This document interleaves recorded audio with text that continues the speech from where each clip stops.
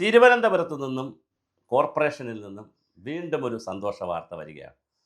നമ്മൾ ഈ വാർത്തകൾ വരുന്നതനുസരിച്ചും കിട്ടുന്നതനുസരിച്ച് സോഴ്സുകൾ അനുസരിച്ച് ചെയ്തുകൊണ്ടിരിക്കും. ഇതും നമ്മുടെ വി രാജേഷ് മേയർ സാന്ദർഭികമായി ഒരു യോഗത്തിൽ സൂചിപ്പിച്ചതാണ്. അതുകൊണ്ട് പബ്ലിക്കായി പറഞ്ഞൊരു കാര്യമായതുകൊണ്ടാണ് നമ്മൾ വീഡിയോ ചെയ്യുന്നത്. വരാനിരിക്കുന്നൊരു കാര്യമാണ്. ന- നാലാം നൂറ്റാണ്ടിൽ രാജാക്കന്മാർ തിരുവനന്തപുരത്ത് സ്ഥാപിച്ച ദക്ഷിണ നളന്ദ എന്നറിയപ്പെടുന്ന ആദ്യപ്രശസ്തമായ ഒരു പുരാതന വൈജ്ഞാനിക കേന്ദ്രമുണ്ട്. നളന്ദ നമുക്കറിയാം, ഇന്ത്യയിൽ വടക്ക് ഉണ്ടായിരുന്നു. തക്ഷശില, നളന്ദ എന്നൊക്കെ പറഞ്ഞ് ബീഹാറിലെ വലിയ യൂണിവേഴ്സിറ്റികളായിരുന്നു. ചൈനയിൽ നിന്ന് വരെയുള്ള ആളുകൾ വന്ന് പഠിച്ചിരുന്ന വലിയ യൂണിവേഴ്സിറ്റി ആയിരുന്നു. അതിനെ മുസ്ലിം രാജാക്കന്മാർ വന്ന് കത്തിച്ചതാണ്. അത് നമുക്കറിയാവുന്ന കഥയാണ്.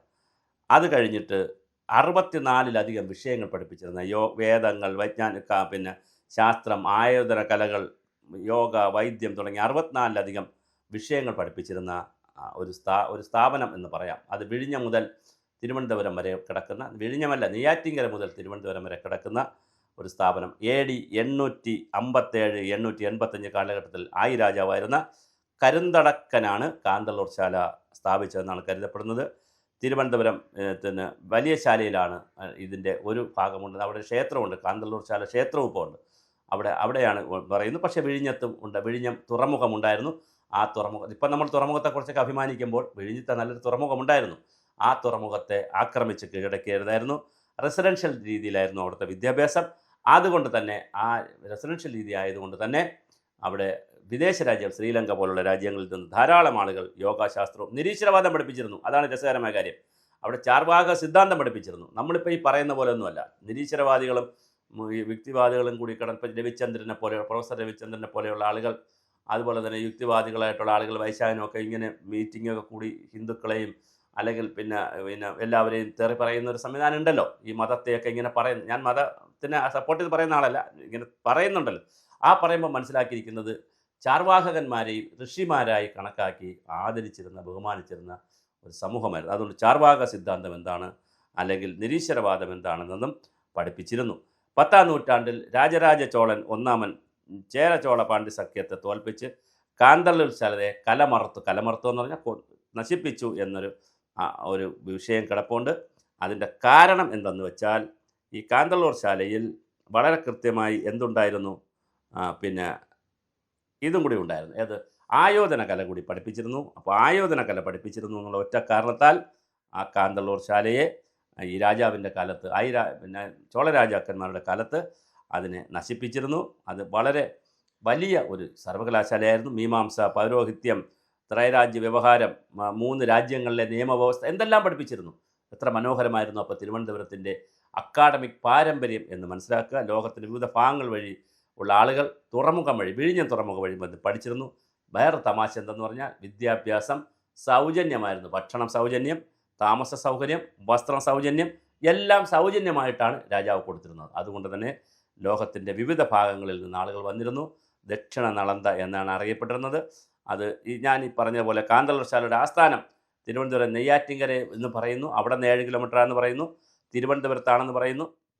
എന്തായാലും തിരുവനന്തപുരത്ത് വലിയ ശാലയിൽ കാന്തളൂർ ശാലയുടെ ക്ഷേത്രമുണ്ട്. അതുകൊണ്ട് തന്നെ പത്മനാഭസ്വാമി ക്ഷേത്രത്തിന് 1.5 കിലോമീറ്റർ വടക്ക് പടിഞ്ഞാറെ വലിയ ശാല എന്ന സ്ഥലത്താണ് ഹജൂർ ശാസനങ്ങൾ അനുസരിച്ച് ഈ കാന്തളൂർ ശാലയുള്ളത്. പ്രസിദ്ധപ്പെടുത്തിയ ടി ഗോപിനാഥ റാവു പറയുന്നതും അങ്ങോട്ട് അദ്ദേഹം ഇതിനെക്കുറിച്ച് പുസ്തകം എഴുതിയിട്ടുള്ള ആളാണ്. വലിയ ശാല ശിവനെ കാന്തളൂർ ചാലൈ മഹാദേവൻ എന്നാണ് പരാമർശിക്കപ്പെടുന്നത്. 14ാം നൂറ്റാണ്ടിൽ എഴുതപ്പെട്ട അനന്തപുരി വർണ്ണന എന്ന കൃതിയെ അടിസ്ഥാനമാക്കി തിരുവനന്തപുരം അങ്ങാടിക്കും ആര്യശാല, ചെന്തിട്ട, വലിയ ശാല എന്നീ ക്ഷേത്രങ്ങൾക്കിടയിലാണ് കാന്തളൂർ ശാല എന്നും പറയുന്നു. കെ ശിവശങ്കരൻ നായർ അനുമാനിക്കുന്നു. പലരും ഇത് അഭിപ്രായപ്പെട്ടിട്ടുണ്ട്. കേസരി ബാലകൃഷ്ണനുടെ അഭിപ്രായം ചേന്നമംഗലം പാലിയംകുന്നിൽ ആയിരുന്നിരിക്കണം യഥാർത്ഥ കാന്തളൂർ ശാല എന്നും, ചോളലിഖിതങ്ങളിൽ കലമറുത്തു എന്ന് കാണുന്ന കാന്തളൂർ കടിക പട്ടണത്തിനുള്ള മറ്റൊരു ശാല ആയിരിക്കാമെന്നും പറയുന്നു. എന്തായാലും ചരിത്രത്തിൽ ഇങ്ങനെ പല പല കാര്യങ്ങൾ പറയുന്നു. വിഴിഞ്ഞം തുറമുഖം കീഴടക്കിയായിട്ട് ബന്ധപ്പെടുത്താണ് ചോളശാസനങ്ങളിൽ കാന്തളൂർ എന്നൊരു സ്ഥലമുണ്ടെന്നും അത് നശിപ്പിക്കപ്പെട്ടുവെന്നും പറയുന്നത്. അതുപോലെ തന്നെ തിരുവനന്തപുരത്തിനടുത്താണ് ഈ ശാലയെന്ന് പറയുന്നത്. എന്തായാലും ഇവിടെ വിഷയം വളരെ പ്രധാനപ്പെട്ടതാണ്. AD 875 885 കാലഘട്ടത്തിലെ പിന്നെ തൻ്റെ ഭരണത്തിൻ്റെ 9ാം വർഷം മുടാല നാട്ടിലെ പശുംകുളം ഗ്രാമത്തിലെ ഉഴക്കുടിവിള എന്ന ഭൂഭാഗം മുഞ്ചിറൈ സഭക്കാരിൽ നിന്ന് വാങ്ങി അവിടെ ഒരു ക്ഷേത്രം നിർമ്മിച്ച് വിഷ്ണുവിനെ സമർപ്പിക്കുക, അങ്ങനെ പാർത്ഥപുരം ഗ്രാമം സ്ഥാപിക്കുകയൊക്കെ ചെയ്തു. അത്തരം കുറേ കഥകളും പറയുന്നുണ്ട്. അപ്പോൾ എന്തായാലും കാന്തള്ളൂർ കലമറുപ്പെന്ന് പറയുന്ന ഒരു വളരെ വലിയ ഒരു ആക്രമണം, അതായത് രാജരാജ ചോളൻ ഒന്നാമൻ തൻ്റെ ഭരണകാലത്തിൻ്റെ 4-ാം വർഷത്തിൽ സുമാർ ക്രിസ്തുവർഷം 988 കാന്തള്ളൂർ കലമറു തരുളി എന്ന് തിരുവിലങ്ങാട് ശാസനത്തിലും മറ്റും പല ചോളശാസ്ത്ര പുസ്തകങ്ങളിലും കാണുന്നുണ്ട്. കലമർത്തു എന്നതിന് നിരവധി അർത്ഥങ്ങൾ കൽപ്പിച്ച് വരുന്നുണ്ട്. എന്ന് പറഞ്ഞാൽ അതിനെ നശിപ്പിച്ചു എന്നുള്ള അർത്ഥത്തിലാണ്. എന്തായാലും ഈ കാന്തള്ളൂർ ശാല, ഞാൻ ഇത്രയും ഇതിൻ്റെ ഒരു കാര്യം പറഞ്ഞത്, ലോകത്തിലെ ഏറ്റവും പ്രധാനപ്പെട്ട, പിന്നെ പ്രത്യേകിച്ച് ഭാരതത്തിലെ ലോകത്തിലെ ഏറ്റവും പ്രധാനപ്പെട്ട ഒരു വിജ്ഞാനശാല തിരുവനന്തപുരത്ത് ഉണ്ടായിരുന്നു എന്ന് എത്ര പേർക്കറിയാം. ഇതിൽ കല്ലറയുള്ള ഒരു സുഹൃത്ത് ഇതിനെ സംബന്ധിച്ചൊരു വീഡിയോ ഒക്കെ ചെയ്തിട്ട്, ഡോക്യുമെൻ്ററി ഒക്കെ ചെയ്തിട്ട് കുറേ അവാർഡൊക്കെ കിട്ടിയിട്ടുണ്ട്. ശശിഭൂഷൺ സാർ ഇതിനെക്കുറിച്ച് അഭിപ്രായം പറഞ്ഞൊരു ചരിത്രകാരനായ. അങ്ങനെ വളരെ വലിയ കാര്യം നടന്ന ഒരു സ്ഥലത്ത് ഇപ്പോൾ ഇത് പറയാനുള്ള കാരണം, ഈ വിജ്ഞാനശാല അല്ലെങ്കിൽ ഈ സർവകലാശാല അല്ലെങ്കിൽ ഈ പാഠശാല പുതുക്കുന്നതിനെക്കുറിച്ച് അല്ലെങ്കിൽ അതിൻ്റെ പഴമയുടെ പെരുമ വീണ്ടെടുക്കുന്നതിനെക്കുറിച്ച് കോർപ്പറേഷൻ വളരെ ഗൗരവമായി ആലോചിക്കുന്നു. അതുകൊണ്ട് തന്നെ പിന്നെ വളരെ കൃത്യമായി ഇതിനെ സംബന്ധിക്കുന്ന ചർച്ചകൾ നടക്കുന്നുണ്ട്. അപ്പോൾ തീർച്ചയായിട്ടും ഇതിനെ സംബന്ധിച്ച് ചില പുസ്തകങ്ങൾ, ശ്രീധരമേനോൻ്റെ കേരള ചരിത്രത്തിലും കാന്തളശാലയുടെ കാര്യമുണ്ട്. പ്രഭാത് ബുക്ക് ഹൗസ് പുറത്തിറക്കിയ നദാൻ വി ഫെലിക്സ് എഴുതിയ ദക്ഷിണ നളന്ദ എന്ന പുസ്തകത്തിലും കാന്തളൂർ ശാലയെക്കുറിച്ചുള്ള കാര്യങ്ങൾ പറയുന്നുണ്ട്. ഒരുപാട് ലിഖിതങ്ങളിൽ, ചേപ്പേടുകളിൽ, പഴയ ചേപ്പേടുകളിൽ ലിഖിതങ്ങളൊക്കെ ആണല്ലോ ഇതിൻ്റെ പ്രധാനപ്പെട്ട ആളുകൾ. ഇതിലും ചേപ്പേടുകളിലും ഈ കരുനന്ദക്കൻ്റെ ജീവിതത്തെക്കുറിച്ച് പറയുന്ന അല്ലെങ്കിൽ രാജാവിനെക്കുറിച്ച് പറയുന്ന പുസ്തകങ്ങളിലും ലേഖനങ്ങളിലുമൊക്കെ വളരെ കൃത്യമായി കാന്തളൂർ ശാലയെക്കുറിച്ച് പറയുന്നുണ്ട്. കാന്തളൂർ ശാല തിരുവനന്തപുരത്തിൻ്റെ ഒരു വികാരമായിരുന്നു മാത്രമല്ല, ദക്ഷിണ ഇന്ത്യയിലെ വലിയ ഒരു സർവകലാശാലയായിരുന്നു. ഇന്നത്തെ പോലെ ഒരുപാട് കോളേജുകളും സംവിധാനങ്ങളും ഉള്ളതല്ലെങ്കിലും ഒരു പാഠശാല എന്നുള്ള നിലയിൽ 64-ലധികം വിഷയങ്ങൾ പഠിപ്പിച്ചിരുന്ന, ആയോധന കല മുതൽ യോഗ മുതൽ നിരീശ്വരവാദം മുതൽ യുക്തിവാദം മുതൽ എല്ലാം പഠിപ്പിച്ചിരുന്ന, ന്യായശാസ്ത്രവുമൊക്കെ അതിൽ ആയോധന കലകളും പഠിപ്പിച്ചിരുന്നു എന്നുള്ളതാണ് നമ്മുടെ ചോള രാജാക്കന്മാരെ ചൊടിപ്പിച്ചിരുന്നത്. അത് സൈന്യത്തെയും പരിശീലിപ്പിച്ചിരുന്നു, ഈ രാജാക്കന്മാർക്ക് വേണ്ടിയിട്ടുള്ള സൈന്യത്തെയും പരിശീലിപ്പിച്ചിരുന്നു എന്നുള്ള കാരണം കൊണ്ടാണ് അതിനെ നശിപ്പിക്കപ്പെട്ടത്.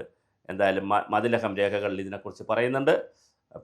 അതുപോലെ തന്നെ പാർത്ഥിവപുരം ചേപ്പേടിൽ ഇതിനെക്കുറിച്ച് വളരെ കൃത്യമായ സൂചനകൾ നൽകിയിട്ടുണ്ട്. അപ്പോൾ എന്തായാലും വളരെ വളരെ പ്രധാനപ്പെട്ട ഒരു